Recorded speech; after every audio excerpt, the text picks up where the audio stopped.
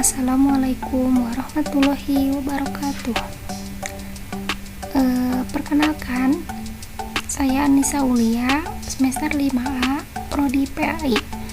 Nah, di sini saya akan mempresentasikan konsep komunikasi massa dalam pendidikan. Nah, untuk materi yang dibahas buat kali ini, yang pertama yaitu pengertian konsep komunikasi massa. Yang kedua, konsep komunikasi massa dalam pendidikan. Yang ketiga, strategi komunikasi massa. Nah, untuk pengertian yang pertama yaitu pengertian konsep komunikasi massa, yaitu di dunia pendidikan kita mengenal metode pedagogi dan andragogi, yakni pendidikan anak-anak dan pendidikan orang-orang dewasa. Namun, sering perkembangan ilmu pengetahuan banyak dijumpai strategi pendidikan maupun belajar. Berikut salah satunya dengan media massa. Sebagai sarana ampuh mempengaruhi sasaran komunikasinya, maka memanfaatkan komunikasi massa melalui media massa akan lebih berhasil memberikan pengertian dan pemahaman kepada masyarakat, kecuali pada masyarakat tertentu yang mempunyai kelainan seperti penyandang disabilitas, buta aksara, dan seterusnya. Nah, untuk fungsi komunikasi massa dalam pendidikan yaitu dalam perkembangannya, media massa juga berfungsi buat memajukan pendidikan pada Indonesia. Sebagai media pendidikan, media massa memiliki peran krusial dalam pengembangan wawasan serta ilmu pengetahuan hidup manusia.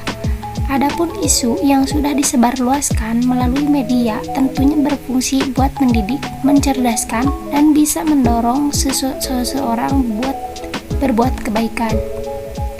Nah, untuk konsep komunikasi massa dalam pendidikan, yaitu fungsi pendidikan yang diemban media massa seperti contoh konsep komunikasi massa televisi, tidak dimaknai sebagai proses belajar mengajar seperti yang dilakukan dalam lembaga pendidikan.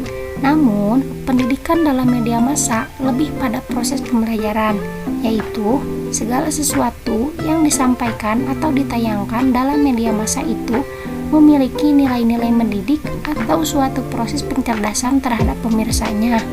Media massa di sini berfungsi sebagai sebuah proses komunikasi nilai-nilai pendidikan yang bersifat massal.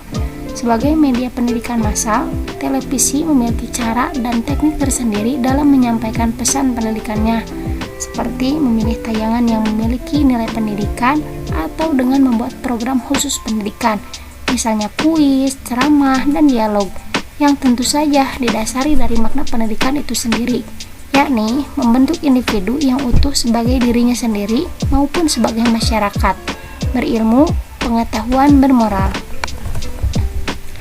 Nah, untuk karakteristik komunikasi massa, yang pertama yaitu sifat komunikan. Karena sasaran komunikasi massa adalah masyarakat yang relatif besar serta memiliki sifat yang heterogen dan anonim. Nah, yang kedua, sifat cepat dan serentak. Sifat penyampaian pesan yang cepat akan memungkinkan pesan tersebut dapat tersampaikan dalam waktu yang relatif singkat. Nah, untuk yang ketiga yaitu sifat publik. Isi pesan yang disampaikan harus lebih umum karena mencakup lingkungan yang umum dan universal. Untuk yang terakhir yaitu komunikator yang terkoordinir. Pesan yang akan disampaikan tersebut merupakan hasil kerjasama tim, sehingga keberhasilan sebuah komunikasi massa juga tergantung berdasarkan berbagai faktor di dalam organisasi media massa tersebut. Nah, mungkin itu saja pemaparan tentang komunikasi massa dalam pendidikan. Mudah-mudahan bermanfaat bagi kalian semua, khususnya bagi saya sendiri. Mohon maaf bila ada kesalahan. Billahi taufiq wal hidayah. Assalamualaikum warahmatullahi wabarakatuh.